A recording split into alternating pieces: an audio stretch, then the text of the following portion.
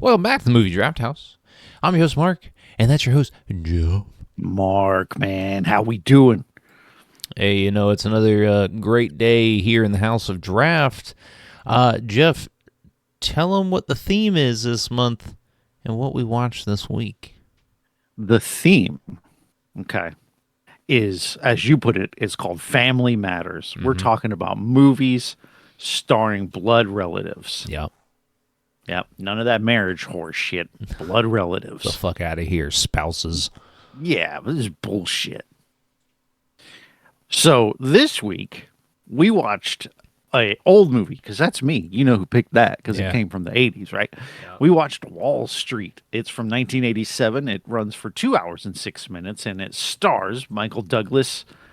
But the important thing is that it stars Charlie Sheen and Martin Sheen as their blood relatives, father and son. You get where that's the whole thing. That's how it works, right? Yeah. Anyway, the IMDb, it's directed by Oliver Stone, who has directed other movies. Pretty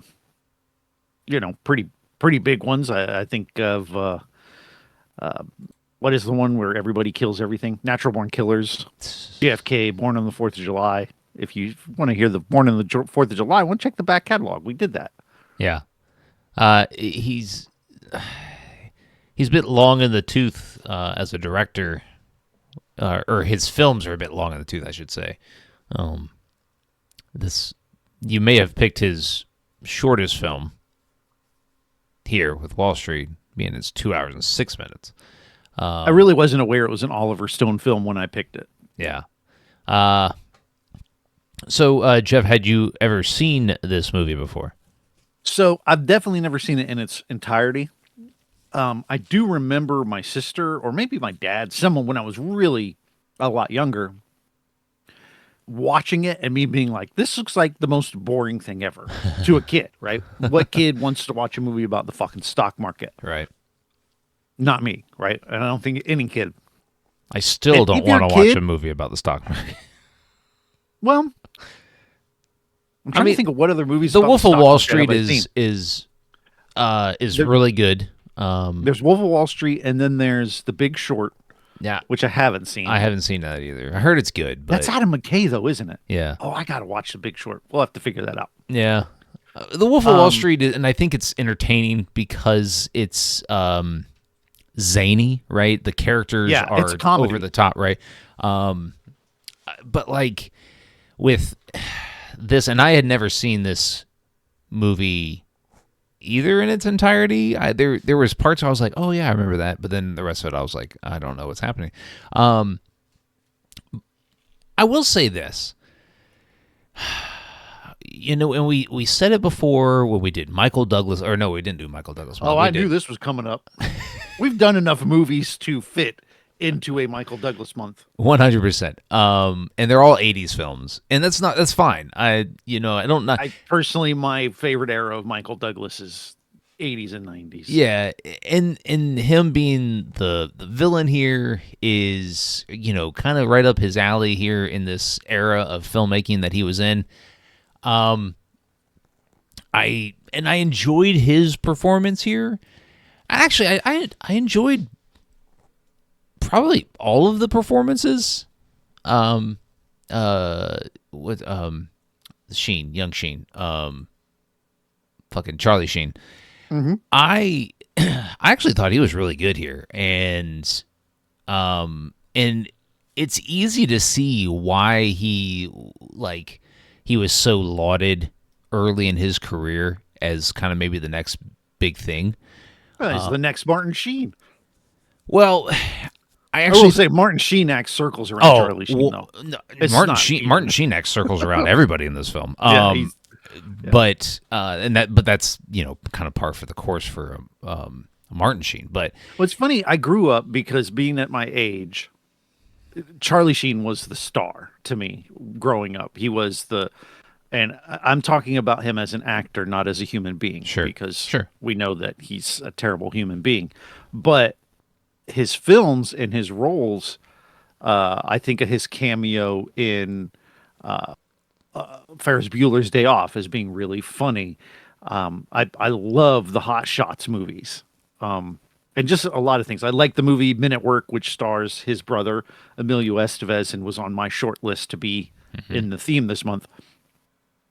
So I was a fan. Like he to me was the star, and then Martin Sheen was like this old guy I didn't really know about. But I've since watched I don't say a lot, but I've watched a few more Martin Sheen movies, and Martin Sheen just chews up any movie he's in. Yeah. He was in a couple of Stephen King films, Firestarter and Dead Zone, and he's just the best. Like he's so good in those movies, and I really probably should, and maybe we can do a Martin Sheen month where we can really look at more of his like big main roles. Like I've never seen Apocalypse Now and Mm. some of his other major works, but Yeah. he is Well, such a brilliant actor. yeah, and I really enjoy it because he's a very much a supporting character in this film. Now, would you say I met the theme though? By virtue of he had more screen time than Maya Hawke and Tom Hanks. Yes. But um but no, I mean like so you look back at like Charlie Sheen's early filmography and he really he's been he's been in film all of his life. From Yeah. very early on as a Was, kid. what's the early one? Is that The Outsiders? It, Was he in that, or am I he, getting confused? Because I Red, think he's in that with Emilio. um, I'll check. his first real big uh screen time was in Red Dawn, the original Red Dawn, with Patrick Swayze and C. Thomas Howell and all those. But and Oh, I then don't even think Charlie Sheen was fucking in The Outsiders. Emilio was. but then like so he gets it and then he's kind of got this bit role in Ferris Bueller, and then he's in Platoon, and Platoon feels like him trying to be like that's going to be his Apocalypse Now. yeah, I've seen it. I don't remember it really at all. You've seen Apocalypse Now? I've seen Apocalypse Now. I've seen Platoon. I've seen neither because I don't like war movies Yeah. just in general. Apocalypse So. Now is kind of more of this, considered a classic, but like so Charlie Sheen, and then he gets this movie in Wall Street, and then he really starts to like break out. He's Major League. He's in. I remember watching Navy SEALs with him and Terminator guy, Michael Bain. Michael Bean. Bean. But I remember thinking, I watched it as a teenager, and I remember thinking, oh, this movie's awesome.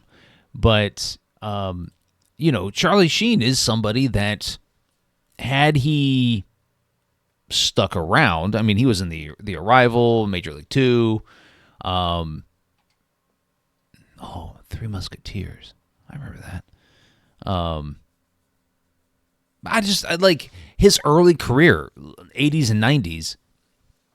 It was easy to see why he was considered the next big thing, the next Tom Cruise or the next, whatever. Yeah. He and Tom Cruise to me kind of have like a bit of a parallel for a bit. And maybe it's just because he plays Tom Cruise's character in Hot Shots. That's what I'm thinking of. He is the Maverick of Hot Shots. Yeah. I've never seen it. Man, I gotta watch Hot Shots. Well, never mind. I was gonna say you've never seen Hot. Of course you haven't seen it. You don't like slapstick. And he has three roles in. He plays three different characters in Hot Shots. By the way, Does he really? he plays Topper Harley, Rhett Which Butler, is Maverick. and Superman. Okay. No. I'm just What going he off does, of the IMDb. Yeah, but what in the scene is it's Charlie Sheen playing Topper Harley, who is playing those roles, like in a dream sequence. Oh, like there's like okay. a dating montage where he's Superman, but he's not playing Superman. It's still Topper Harley. Man, I gotta watch Hot Shots again. I fucking love Hot Shots. Anyways, so like watching Wall Street, I'm like, I really dig Charlie Sheen in this role, right? He's this young, kind of full of himself dude. He's kind of down on himself because he's not having a whole lot of success as a I don't even know what hedge fund. He's a broker, right? Yeah, he's a broker, but they call him something. The IMDb log line is an impatient young stockbroker is willing to do anything to get to the top, including trading on illegal inside information taken through a ruthless, greedy corporate raider who takes the youth under his wing. Yeah. So really, to me, the movie doesn't really get going until him and Michael Douglas really start interacting a ton. Yeah. The first 30, 45 minutes of this movie, I'm just like, all right, let's go. It's just kind of trotting. It's a lot of exposition about who all these people are and why they're important and why stock trading is this thing. And I found the first half of this movie boring.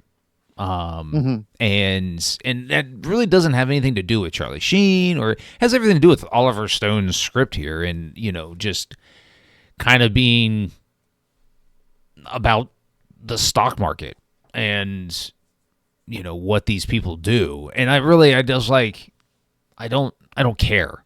Now when Michael Douglas's character is introduced and we really see how he operates, that's when the movie really starts picking up, is because then we see how greasy he is. We see, how, both sides of the coin he is, and how he screws people over, but he's charismatic.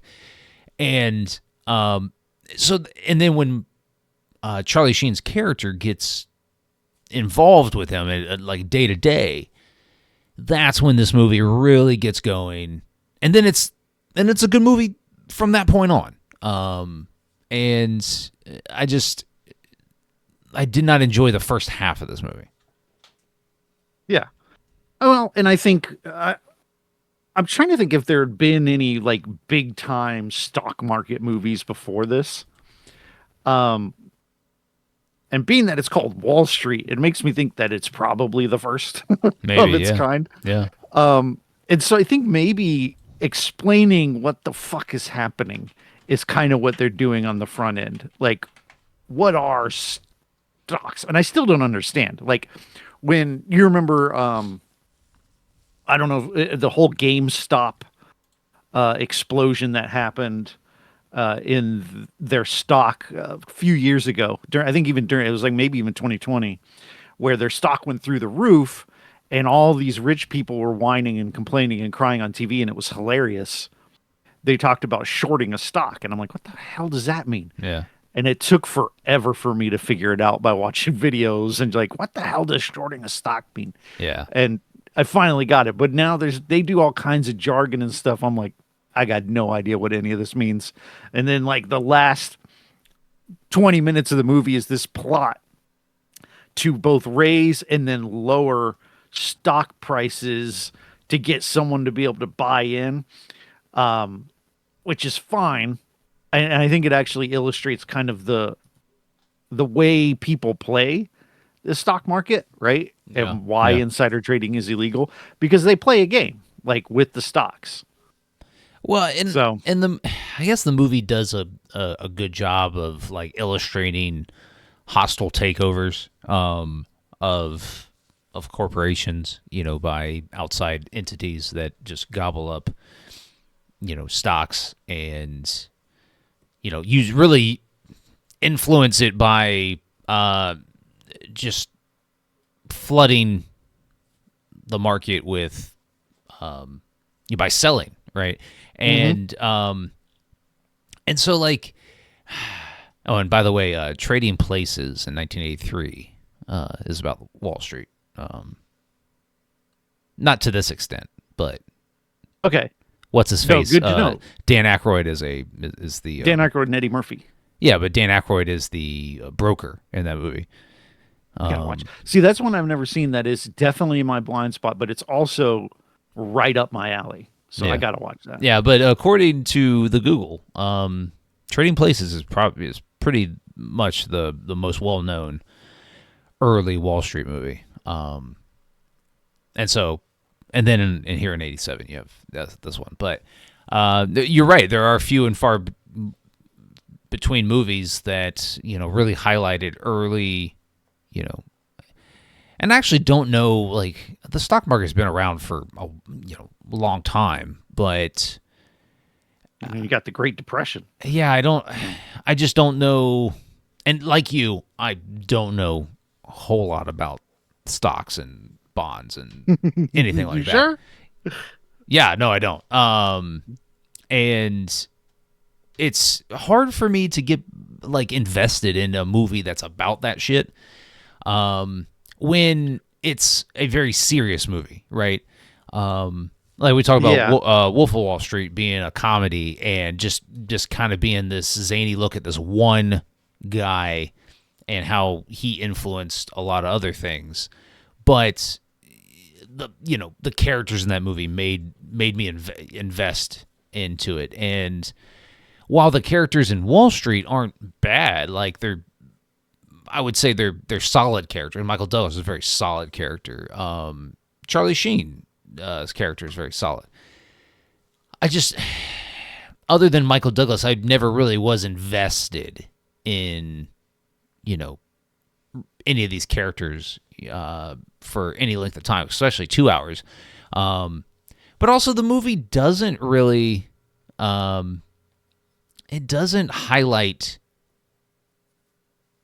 really the why Gordon Gekko does what he does. I mean, of course, it's to get rich, right? It's money. Right. Yeah, he's well, that's the sort of thing that I think this movie does kind of show. Because I think it was Joe Rogan who was talking about Elon Musk. It's like Elon Musk's already rich. Why would he want more money? They always want more money. Yeah.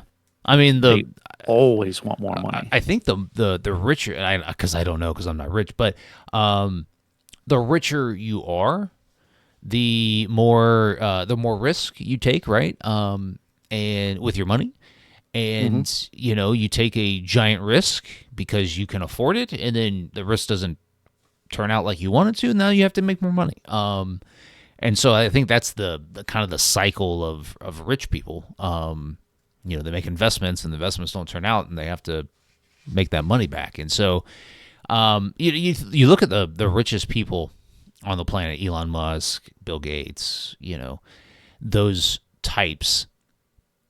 They all have money in so many different things, right? Like, I mean, just a ton. I would actually probably be pretty shocked by how Elon Musk invests his money. Oh, well, he invests our money as a part of the reason he's the richest man in the world is because he takes our money from the U.S. government. But Yeah, that's a topic for another day. fuck that guy. That's the topic for right now. Fuck him. I mean, but you take like somebody like that. I mean, he's obviously brilliant, right? Oh, is he? I mean, he. We're gonna have the conversation. Let's not do it. All right, fine. We'll move on. No, I think he's an incredibly smart person that has used his wealth and influence in bad ways.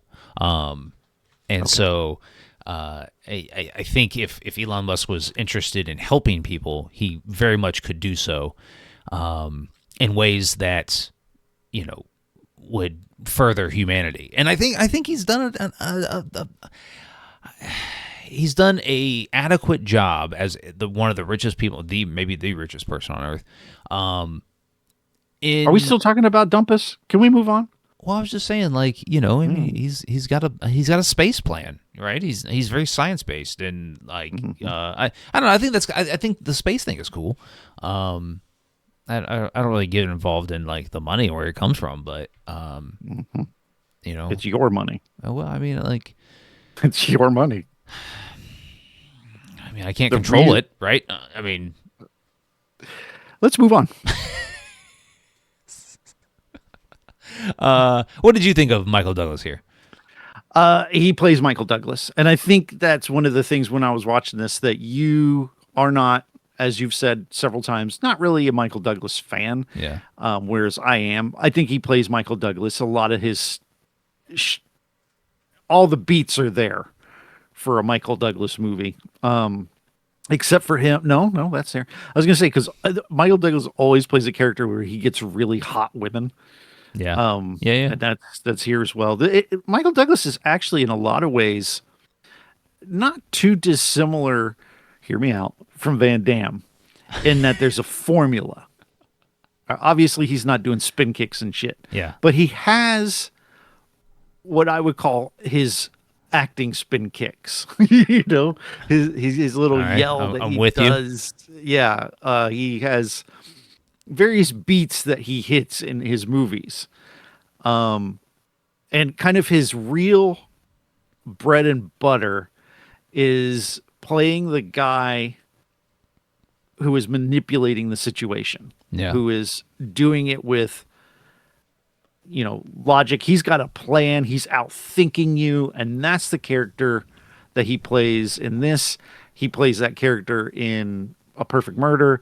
He just kind of is in that vibe. That's like his strong suit, and he does that here. So I think that this actually was kind of like his big breakout role. I mean, the name Gordon Gekko is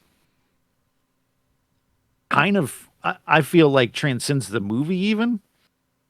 I could be wrong, but when they said his name, I'm like, oh shit, I've heard that name, and maybe it's because it's an alliteration and it's a cool name. Oh, it's a very cool name. Yeah. I think, yeah, I get on board with your analogy. With that, he has this style and method of character that he plays that works. It works for him. It works in the movies that he's in, and that's probably I would imagine that's on purpose. And did you ever see Ghost in the Darkness? Oh yes, okay. Love that movie. Yeah, he's kind of similar in that movie too. Yeah, well, and I felt like he was almost out of place, like because Val Kilmer is someone who can transform. Yeah. Right. Yeah. Like if you've seen Tombstone, and he's been in a lot of, like, The Saint is a movie where he plays a guy who plays a bunch of different characters. I was a big Val Kilmer fan growing up. And I think when you watch that movie, I do think it shows the difference because, again, I'm a Michael Douglas fan, but I do think he doesn't transform. Like you want to, if you pay to see a Michael Douglas movie, it's because you want that specific thing that Michael Douglas brings to every movie. So I guess in another sense, I would call him a character actor. He has a character that if you think I need a kind of someone who can be sleazy, rich, manipulative kind of guy, we'll get him, and I think the other side of that is when he's in those erotic thrillers like Basic Instinct, Fatal Attraction, and stuff like that. That's his other side. So maybe two real roles that he tends to find himself in. I think now in his later years, if you watch like his character in Ant-Man, where he's sort of a fatherly, almost discipling mentor. Thank you. Character. It is a little different, but I do think when I compare him, and there are a lot of actors that fit in this role, so I'm not trying to necessarily sell him short, but when you compare him to guys like Val Kilmer and you compare him to Martin Sheen, and you're like, these guys play different characters. Michael Douglas, if you get Michael Douglas for a movie, it's because you want him to play a Michael Douglas type. Yeah. Yeah. No, I agree with you. I will say that I really liked John C. McGinley's character. Who's that? The buddy broker guy. I like him in everything. Yeah, though. He's just very over the top here. And like about midway Uh, And if you don't know, and you're listening, like, who the fuck is John C. McGinley? He is from Scrubs, yeah, but I think of him mostly as one of the Bobs from Office Space. yeah. If you saw him, you'd be like, "Oh, that Oh guy." yeah, fuck yeah, yeah. He's everything that guy touches is gold. Like Yeah, I've yet to see him do. Maybe he's in a bad movie or whatever, but his performances always stand out. He's great. yeah. I just like uh, he bust in on Charlie Sheen at work in a scene like kind of later in the movie, and Charlie Sheen's just like he's going through it, and he's in this pickle, and and Charlie Sheen's like, "Motherfucker, get out of here!" and John C. McGinley's character, he goes, "God, don't be an asshole," and he just walks out. But his face and like, I thought he was a unique bit of comedic relief in a movie that does not have really any comedy in it, and I thought it was uniquely done. Like he's not in the movie a ton, but in the scenes that he's in, he brings the levity. He's he's funny. His expressions are funny. He's eccentric, and so it kind of brings maybe not an everyman role to this, but it brings the tone of the movie down. And I thought that was a good thing. I thought the movie is very serious all the way throughout. It's very serious, Right.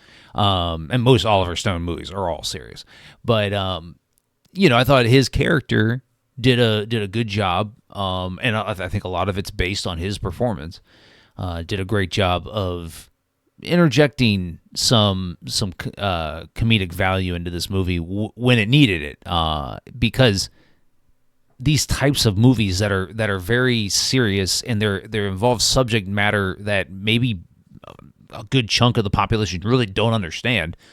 It could if like John C. McGinley's character wasn't in this movie, it probably makes me not like the movie as much. Oh, for sure. I mean, he's definitely a positive. Yeah, and it's just like it's one of those roles that like you could say, oh, he's kind of out of place, but it's like no, I enjoyed him being here is because he was he embodies the sleazy salesman. Yeah. That's what they hired him to do. Be Yeah. a sleazy salesman, and he nails it. Yeah. Right now, he feels to me like the type. I don't know if you've ever done sales, No. but he seems to me to be that he is actually a more successful salesperson than Charlie Sheen is. Yeah. But he does it without necessarily cheating in the same way. There's certainly insider information. Like even I don't know what's illegal and what's not, but it makes me wonder if something like Charlie Sheen going, "Hey, buy stock in Blue Star," is that illegal? Like I don't know. But yeah, I mean, yes. he certainly doesn't go as deep into insider trading as Charlie Sheen does. But it is It's crazy to me. what? Not to get back on the U.S. government, Yeah. but if you do insider trading, you will get more jail time than someone who sexually assaults someone. Yeah. I mean, Isn't that crazy? it's our justice system for sure. Yeah. Anyway, It's I mean, when Martha like Stewart you will go to jail for life. goes to prison longer than some people get for manslaughter. It's Kind of weird. It's definitely a deformity of the justice system. But Anyway, go ahead. yeah, Jeff, what do you think? All right, so what do you think of the ending of this movie? Where so it's done too quick to me, right? I think felt it was it's very a rushed. lot at once. Like there's a lot of information flying at you as to like, so to lay it down, basically, Charlie Sheen has this plan to get his dad's company, which is called Blue Star Arrow, which his dad doesn't own, but he's like He's the head of the maintenance union. head of the union, Yeah, right? well, he's head for the And maintenance union. Because there's a couple different unions for the different classification of employees at Blue Star. so he gets Charlie Sheen at the beginning of the movie gets insider information from his dad, which when he starts his job, he's very idealistic. He's like, I'm not going to use insider information for trading, but he wants to get in Gordon Gekko's good graces, so he gives him this, and that gets him in Gordon Gekko's good graces. So after a while, he has a plan because he again gets insider information that things aren't going great at Blue Star, and he gets an idea of how to save it with the help of Gordon Gekko. Gordon Gekko does not give a shit. He's going to buy it and then shutter it, just do whatever it takes to make the most amount of money. Yeah. They have a meeting, and one of my favorite scenes in the movie is you see Charlie Sheen's, telling them the plan to all these Blue Star executives, and his dad is in the corner, and all the executives are like, this sounds great. This is going to be good. Martin Sheen goes, what else you got? I know this guy's type, talking about about Gordon Gekko. I know exactly what he's going to do. He is not doing this for the people. He's doing this for the money. And that's what makes the most sense to that guy. I'm not signing on with this. And so there's like a huge fight and everything. So turns out everything goes through as planned, but then Gordon Gekko shuts out shuts out Charlie Sheen and starts to shutter the company and do all the things that Martin Sheen said he was going to do. So to get revenge, he gets a plan with some other rich guy to. This is where it gets like where I think when you say it's too quick, it feels like it takes up an amount of time, but it's just chock full of like jargon and shit like I don't understand. Yeah. So like the whole plan is to get people to buy the stock so that it raises the price, because I guess Gordon Gekko owns a portion of it, but what they want him to do, this is my understanding, is they want to raise the price so that Gordon Gekko is forced to get out. That way he turns a profit, right? He has all these stocks. If he sells now, he gets that extra money. Then as soon as he sells, everyone dumps the stock. So they get back on the phone and they have everyone dump the stock, which drops it all the way down to a really low level. And then at that point, at the 11th hour, right before the bell, this other guy comes in, this other rich guy, and he buys up all the stock. And that essentially pushes Gordon Gekko out. Yeah. So that's like the whole plot, and it goes off exactly how they planned. But Charlie Sheen gets busted for all his insider trading, goes to jail, and then I guess he gets bonded out, and he's with his dad's driving him to court. And he's like, I'm going to jail, Dad. And I'm like, yeah, you're fucking going to jail. Now, he does a thing where he like tapes Gordon Gekko. He's wearing, if I were Gordon he's wearing a Gekko, wire. I wouldn't have met this guy. Like, that would be the first thing I think of. Like, this guy is going to try to bust me. He went out of his way to get me out of this Blue Star deal. And now I'm going to meet him. And he's letting me beat the shit out of him without retaliation. This is fishy, isn't it? And of course he's wearing a wire, and this is going to bust Gordon Gekko. But it makes me feel like, did he even get a deal? He would have had to have. They just say, I don't know. I feel like he almost went like, hey, I can get you Gordon Gekko. Well, that's the thing. They glossed revenge. They glossed over all of that. Right. There's no scene of the FBI or anybody talking to him. It just goes from him getting arrested to him showing up talking to Gordon Gekko. And then it's him talking to the FBI, or then it's the tape playing for the FBI of his conversation with Gekko. And so, like, yes, through the process of my brain and having common sense, I can pick up on, they set up Gordon Gekko. Got a deal. Right. But he does have motive to do it for free as well. But if I were Charlie Sheen, and he has to have a lawyer, he's rich enough, right? Yeah. The lawyer would probably be like, we can make a deal, like a plea deal. Like, you can at least get a reduced sentence or something. but he's definitely going to jail. Yeah. And so And that's then how the movie ends. yeah, and the movie ends, right? And the movie has a very like drawn out like skyline shot. I'm like, what the fuck are we doing? Like zooms out of New York City. But like I don't know. I mean, the ending of Gordon Gekko being busted for insider trading himself is fine. I just thought it was kind of rushed. I could have used some more, time of how Charlie Sheen and the FBI were going to, that would have been a Yeah. good scene. It would have been a good scene with Charlie Sheen and his lawyer talking to, the FBI and kind of coming to this agreement that, okay, hey, we'll give you Gordon Gekko if, my client gets I probation. don't want to serve more than 5 years Yeah, or whatever. right. And so the fact that it was rushed, I was kind of disappointed with. So, yeah. But it begs the question: Yes. do you recommend this movie? No. It's too hit and miss for me. Like if it was more exciting, maybe or funnier, or it was just it's not my type of movie. An Oliver Stone movie is not my type of movie. Yep, I can get behind that. I've seen JFK. I've seen some of his other films. They're just very serious and very, "Ooh, I gotta tell you the story, and There's something in my butt. Someone needs to get it out. Oh no. But yeah, I did like the characters. I did like the actors portraying the characters. I think it's too hit and miss for me to recommend. What do you think?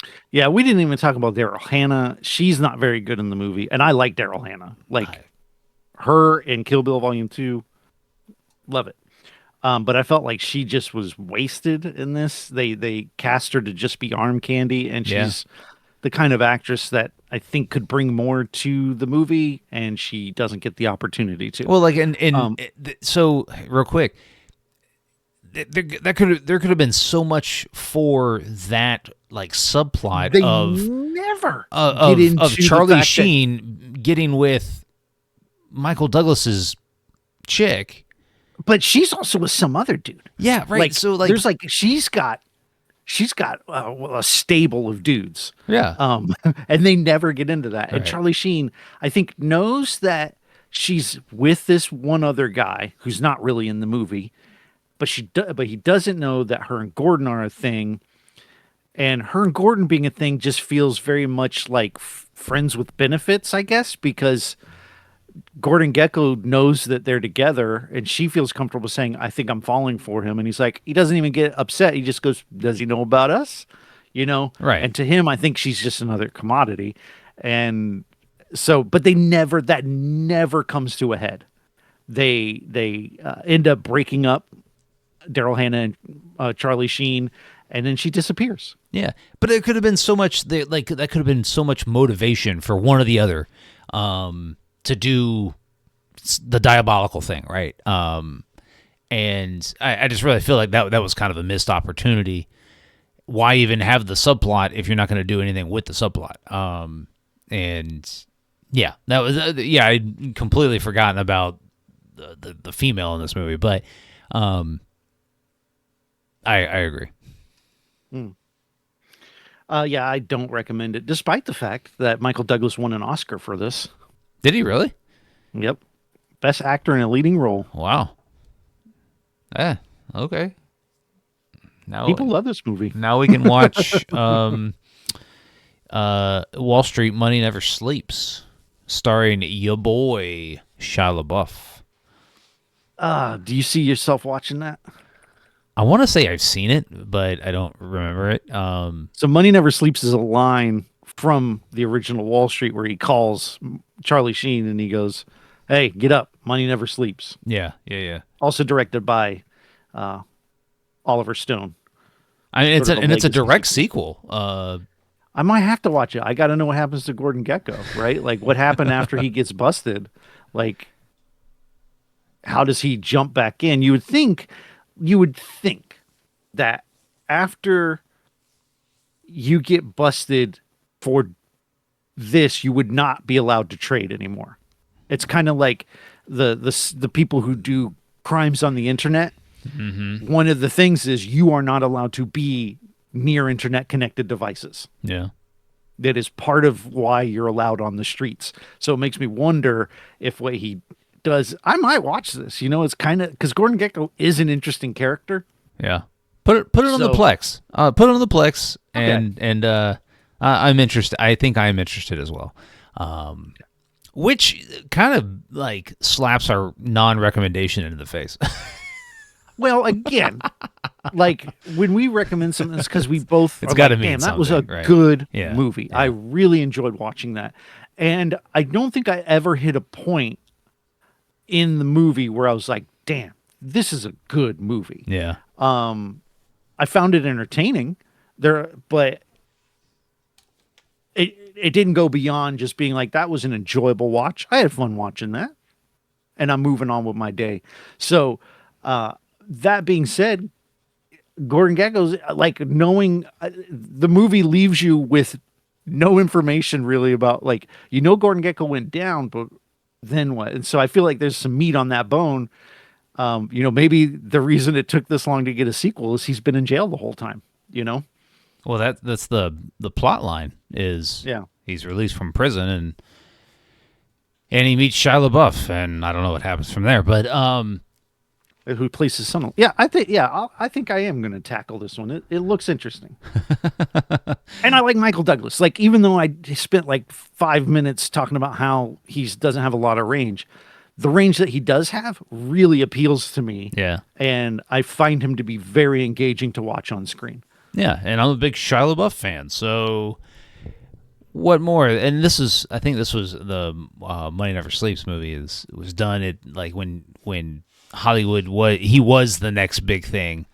And this fell into that time period. But Jeff, what are we watching next week? Oh, buddy. So we're going to end with our strongest familial connections yet. I think the entire Wayans crew, not all of them. I mean, Damon's doesn't show up, and I'm sure there's others, but Keenan Ivory, John, and Marlon all in Scary Movie, and I think we're watching a good time because the new movie, Scary Movie, comes out soon. If it's not already out, I don't think it's already out because I want to go see it. But yeah, we're gonna watch a raunchy slapstick, which is gonna be interesting to see how you feel.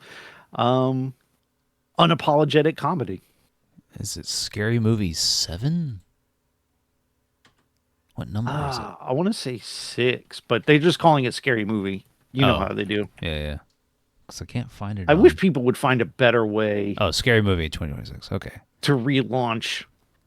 Because this is the 6th Scary Movie. It comes out June 12th. Okay. So. But the Wayans are back. They did Scary Movie 1 and 2, and then they lost their creative control over it, and they were out. And they've been out of the franchise since 3, 4, and 5.